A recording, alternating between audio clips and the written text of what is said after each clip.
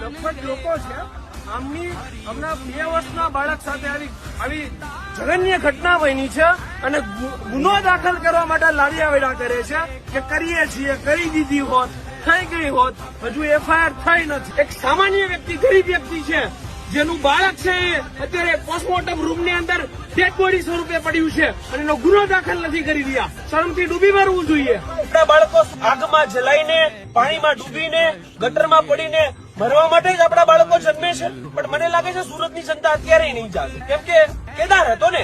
આપણો બાળક, આપણો કાનો, આપણી રાધિકા થોડી છે. જો આપણે અવાજ ઉઠાવશું, જો આપણે જાગૃત થશું, તમારે અલગથી નારા લગાવવા પડશે કે એફઆઈઆર દાખલ કરો, અમને ન્યાય આપો.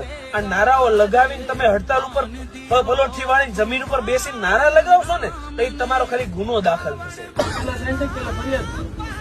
એટલે પછી એડી બને ને એક્સિડન્ટ ડેથ.